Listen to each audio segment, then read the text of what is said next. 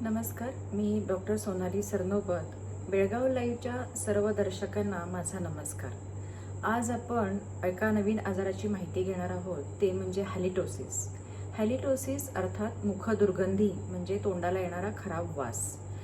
आजकाल बऱ्याच रुग्णांना हा त्रास असतो. ॲक्च्युली हे एक लक्षण आहे आणि हे लक्षण जे आहे हे बऱ्याच आजारांचं असू शकतं.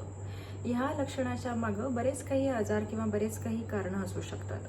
तोंडाला वास का येतो, तर त्याच्या मागं इतकी कारणं आहेत, इतके आजार आहेत. उदाहरणार्थ हिरड्यांमध्ये जर का त्या विसविशीत झाल्या असतील, त्याच्यामध्ये पू होत असेल किंवा हिरड्या दातावरती सुजून वर येत असतील, तर त्याच्यामुळेही तोंडाला वास येऊ शकतो.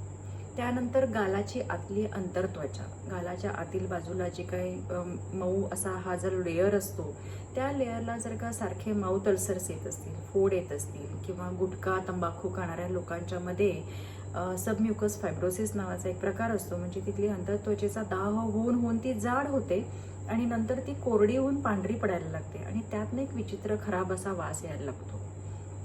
नंतरचं कारण आहे घशाच्या काही तक्रारी. काही व्यक्तींना सारखा कफ होणे म्हणजे कफदोषाचा त्रास असतो. घशामध्ये सतत सारखं काहीतरी चिकट आल्यासारखं किंवा गुळणी आल्यासारखी, नाहीतर खाल्ल्यानंतर लगेच घशाशी आंबट आल्यासारखं होतं आणि त्यानं वास येतो. म्हणजे अपचन हे एक मोठं कारण त्याच्या मागचं असू शकतं. त्याशिवाय काही व्यक्तींना सायनोसायटिस सारखे आजार असतात. म्हणजे गालाच्या आणि हिरड्यांच्या वरती काही पोकळ्या असतात, 3-4 पोकळ्या असतात, त्याला सायनसिस असं म्हणतात. म्हणजे ते कवटीच्या मध्येच ती पोकळी असते आणि त्यातनं हवा खेळती ठेवायचं काम किंवा किंबहुना श्वास घेणे, श्वास बाहेर सोडणे, तोंडातला आतलं प्रेशर हे सगळं त्यातनं मेंटेन होत असतं. तर ह्या सायनसिसमध्ये कफ साठून राहिल्यानं सततच त्याच्यामध्ये जंतूंचा प्रादुर्भाव झाल्यानं तोंडाला खराब वास येतो. म्हणजे जर का स्टोमटायटिस, तोंड येणे, सायनसायटिस म्हणजे या सायनसचा दाह, फॅरिंजायटिस म्हणजे घशामध्ये टॉन्सिल्सचा प्रादुर्भाव किंवा घशामध्ये सारखे फोड येऊन घसा दुखणे, वारंवार सर्दी होणे, कफ, याच्यामुळं तोंडाला वास येऊ शकतो. त्यानंतर इसोफजायटिस म्हणजे अन्ननलिकेचा दाह, त्याच्यामुळे सुद्धा अन्नाचे पचन व्यवस्थित न झाल्यानं किंवा अन्न चावून खाल्ल्यानंतर ते गिळताना जेव्हा त्रास होतो त्याच्यामुळं सुद्धा तोंडाला खराब वास येऊ शकतो. त्यानंतर गॅस्ट्रायटिस म्हणजे जठराचा दाह, जठराच्या दाहानं सुद्धा तोंडाला खराब वास येऊ शकतो. काही व्यक्तींना खाल्ल्या लगेच आडवं व्हायची सवय असते. खायचं आणि झोपायचं एवढं एकच काम असतं. मग त्यांचं पचन व्यवस्थित न झाल्यामुळं आणि सततच्या ढेकर आल्यामुळं, घशाशी आंबट आल्यामुळं तोंडाला हा असा खराब वास येऊ शकतो. पण ह्या खराब वासानं होतं काय, तर 4 चौघात मिसळताना या व्यक्तींना कॉन्फिडन्स नसतो. आत्मविश्वासानं त्या व्यक्ती वावरू शकत नाहीत, हसू शकत नाहीत. कदाचित दुसऱ्या समोरच्या व्यक्तीला जर का आपल्या तोंडाचा घाण वास आला तर काय वाटेल यानं त्यांचा कॉन्फिडन्स बराच कमी होतो. तर हे असं टाळण्यासाठी बऱ्याच उपाययोजना कराव्या लागतात. तर ह्यासाठी पहिल्यांदा ह्याची कारणं काय आहेत हे समजून घेणं फार आवश्यक आहे.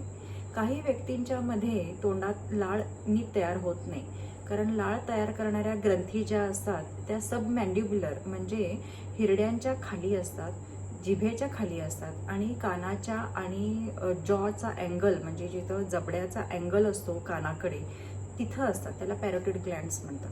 तर ह्या लाळेंच्या ग्रंथीमधनं लाळ जर का व्यवस्थित तयार होत नसेल आणि तोंड जर का जास्त कोरडं पडत असेल किंवा काही वेळेला अतिस्त्राव होऊन सुद्धा म्हणजे सारखी तोंडाला लाळ आल्यानं सुद्धा असा खराब वास येऊ शकतो. म्हणजे पहा की लक्षण आहे छोटंसंच, पण त्याचा किती मोठा इम्पॅक्ट, किती मोठा प्रभाव माणसाच्या लाईफस्टाईलवरती पडू शकतो. आता काही व्यक्ती एक्झिक्युटिव्ह असतात, सेल्समन्स असतात, त्यांना टिपटॉप राहणी असावी लागते, त्यांचं प्रेझेंटेबल राहणं खूप आवश्यक असतं किंवा सतत त्यांचा लोकांशी संपर्क येत असतो, टेबल समोर बसून समोरासमोर त्यांना बोलणं खूप आवश्यक असतं. तर यांच्या तोंडाला जर का घाण वास यायला लागला तर ती समोरची व्यक्ती नक्कीच त्याला व्यवस्थित ॲक्सेप्ट करू शकत नाही, त्या व्यक्तीचा प्रभाव जास्त पडत नाही.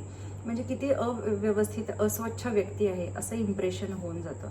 तर त्यासाठी ह्या लक्षणावरती त्याचा मागचा जो आजार आहे तो समजून घेऊन उपचार करणं खूप गरजेचं ठरून जातं. आणि आजच्या ह्या धकाधकीच्या जीवनामध्ये किंवा कॉम्पिटिशनच्या जीवनामध्ये माणसानं प्रेझेंटेबल असणं, व्यवस्थित असणं आणि मुख्यतः म्हणजे हायजिनिक असणं हे खूप आवश्यकच आहे. हायजीन म्हणजेच हेल्थ असं म्हणायला हरकत नाही. आणि आजच्या तर या कोविडच्या करोनाच्या या युगामध्ये सध्या आपण पाहतोच आहे की पर्सनल हायजीन, आपली स्वतःची स्वच्छता, परिसराची स्वच्छता, मास्क घालणं हे किती अपरिहार्य होऊन बसलं आहे.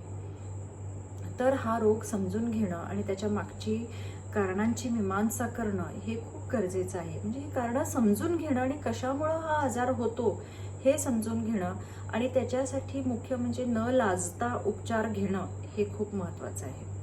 तर याच्यासाठी जी लक्षणं आढळतात ते मी तुम्हाला सांगितलंच आहे की हिरड्यांमध्ये पू झाला तर, म्हणजे पू म्हणण्यापेक्षाही खाताना जर का काही त्याचे अन्नकण जर हिरड्यात राहिले तर ते कुजल्यासारखे होतात.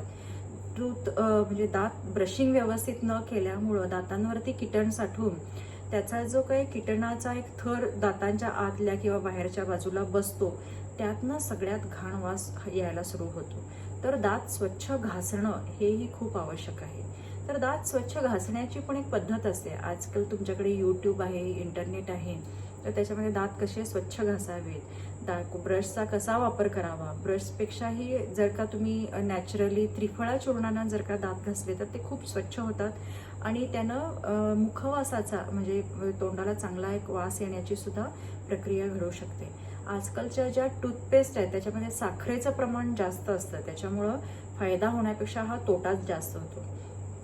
तर त्याकरता आपल्या ज्या मिसवाक सारख्या किंवा दंतकांती सारख्या ज्या, मी आता ह्या ब्रँडचं काही ह्याच्यामध्ये प्रमोशन करत नाहीये, पण आपला स्वदेशी जे काही टूथपेस्ट आहेत त्या वापरल्यानं त्याच्यामध्ये जे लवंगचं तेल वापरलं जातं किंवा इतर काही त्याच्यामध्ये वनस्पतीयुक्त जे अर्क वापरले जातात तर त्यानं मुखदुर्गंधी ही कमी व्हायला खूपच मदत होते.